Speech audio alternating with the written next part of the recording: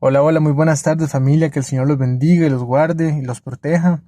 Aquí con gozo de compartir una vez más la palabra del Señor y esta capsulita.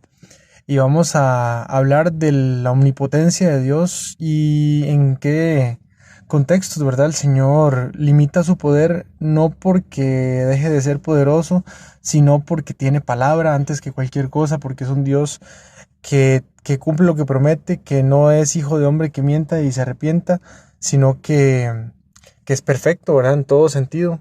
Entonces, su palabra y sus promesas son antes que cualquier cosa, ¿verdad?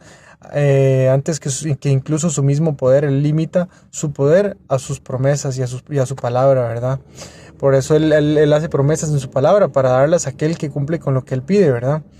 Y vamos a empezar, bueno, primero poniendo todo en manos del Señor para que Él nos guíe y ahorita vamos a ir viendo los pasajes.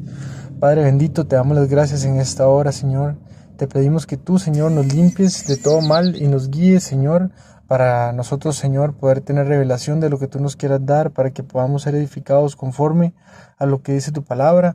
Te damos gracias por permitirnos este momento, por permitirnos disfrutarlo, por permitirnos, Señor, crecer, Señor, y aprender. Y te damos gracias por todo lo que nos das, porque el aprendizaje es diario, Señor, porque tu palabra siempre tiene cosas nuevas que enseñarnos. Te pedimos que nos enseñes el día de hoy y sigamos creciendo como cuerpo tuyo, Señor. Bendito seas en el nombre del Señor Jesús. Amén. Vamos a empezar leyendo Mateo 19, del 16 al 26. Mateo capítulo 19, versículos del 16 al 26, y dice así. Entonces vino uno y le dijo: Maestro bueno, ¿qué bien haré para tener la vida eterna? Él le dijo: ¿por qué me llamas bueno? Ninguno hay bueno sino uno, Dios. Mas si quieres entrar en la vida, guarda los mandamientos. Le dijo: ¿cuáles? Y Jesús dijo: no matarás, no adulterarás, no hurtarás, no dirás falso testimonio, honra a tu padre y a tu madre, y amarás a tu prójimo como a ti mismo. El joven le dijo: todo esto lo he guardado desde mi juventud. ¿Qué más me falta? Jesús le dijo: si quieres ser perfecto, anda, vende lo que tienes y dalo a los pobres y tendrás tesoro en el cielo, y ven y sígueme. Oyendo el joven esta palabra, se fue triste porque tenía muchas posesiones. Entonces Jesús dijo a sus discípulos: de cierto os digo que difícilmente entrará un rico en el reino de los cielos.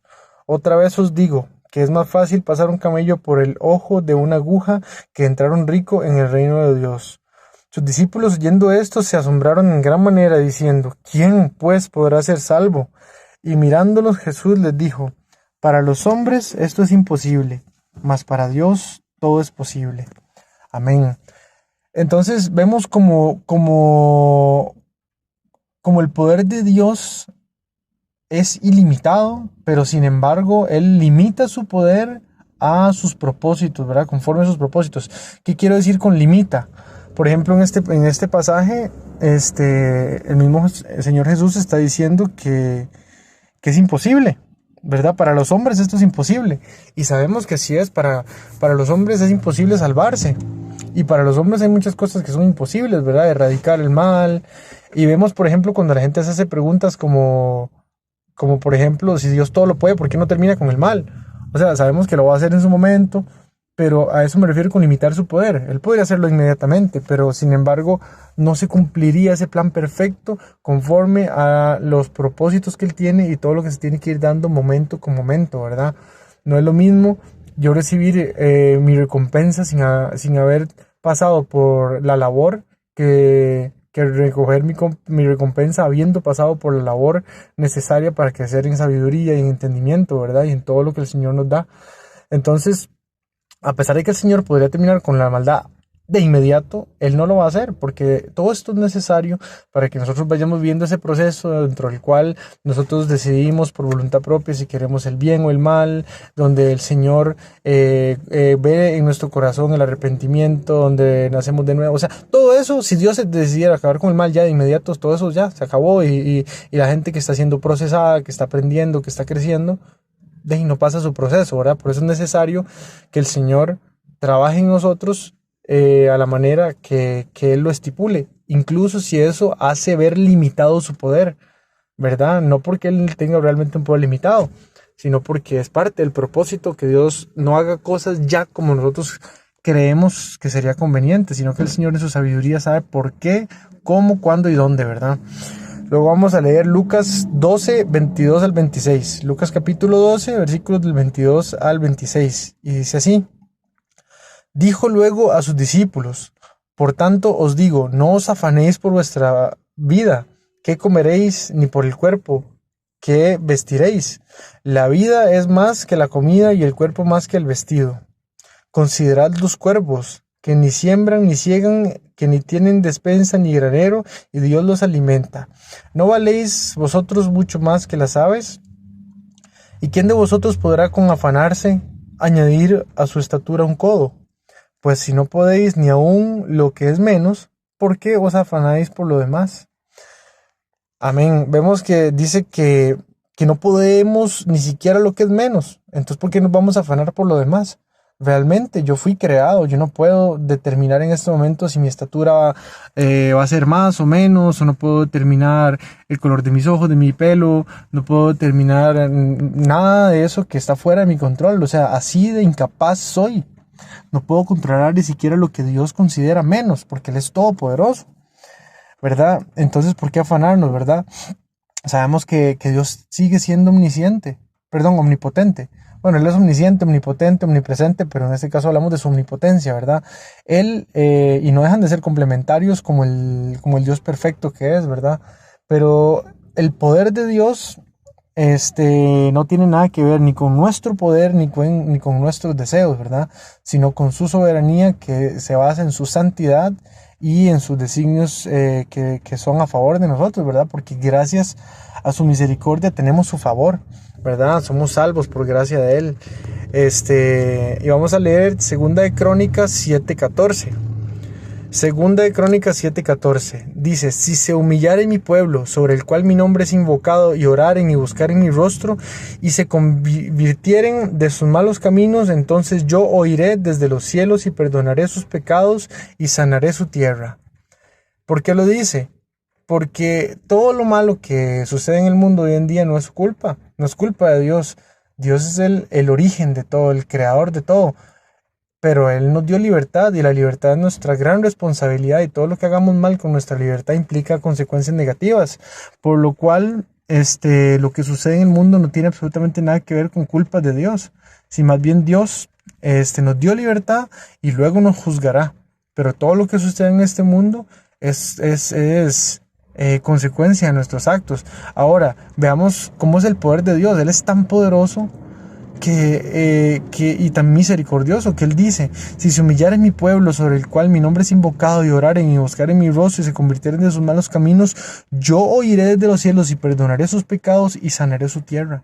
Pero vivimos en un mundo tan malo, tan corrompido, tan distanciado de Dios, que simplemente la gran mayoría de la población siempre opta por el camino espacioso, ¿verdad? Como dice la palabra, muchos son los que van por el camino ancho y pocos por el camino estrecho de la salvación.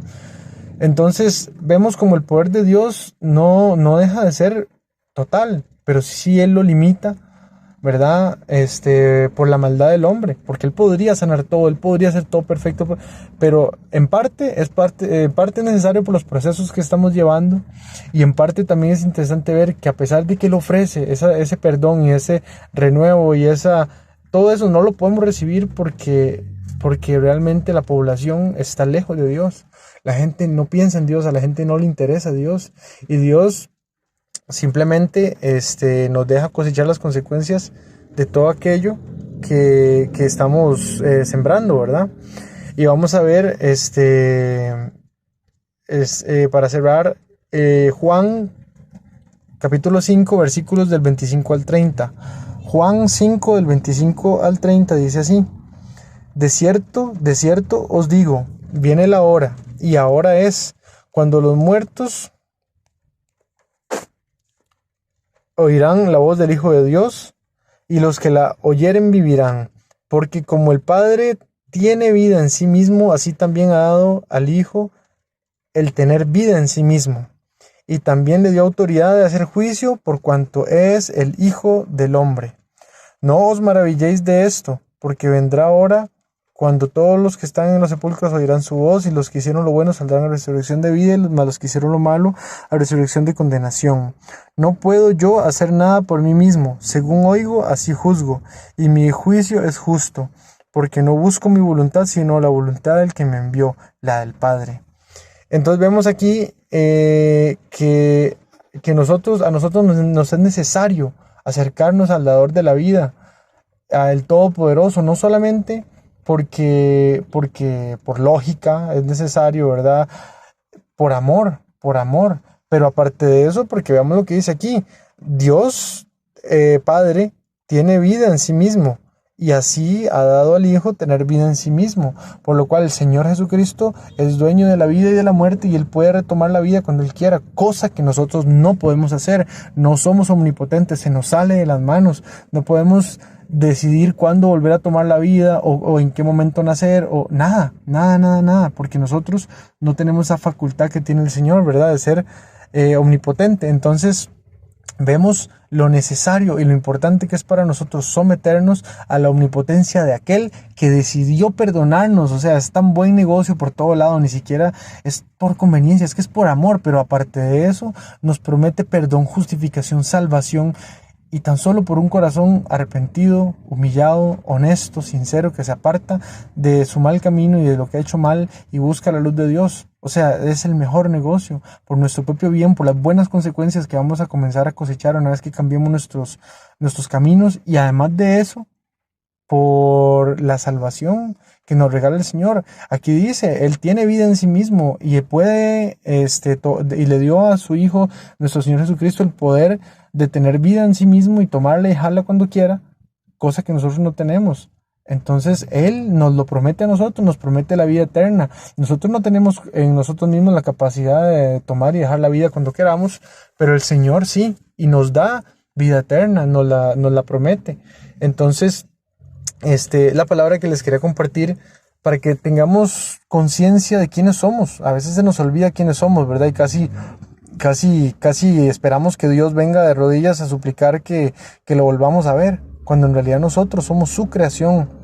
Somos quienes deberíamos ser conscientes de que no somos omnipotentes, de que el omnipotente, el todopoderoso, se ha apiadado de nosotros, y que somos nosotros los que debemos entrar en razón, en conciencia, y tener un juicio razonable, ¿verdad? La palabra dice, nadie tenga de sí más alta estima la que debe tener, sino que se juzgue con justo juicio. Entonces, seamos conscientes de eso y entendamos que nos conviene acercarnos al Señor, y que no solo nos conviene, sino que nos es necesario, ¿verdad? Y que el Señor, con todo su amor, nos ha abierto las puertas para que nos acerquemos confiadamente al trono de la gracia. Y bueno, vamos a cerrarlo con una oración para que el Señor lo selle en nuestro corazón y se haga su voluntad en nuestra vida. Padre, te damos las gracias, Señor, por ser tan bueno, porque no solo eres todopoderoso, sino bueno.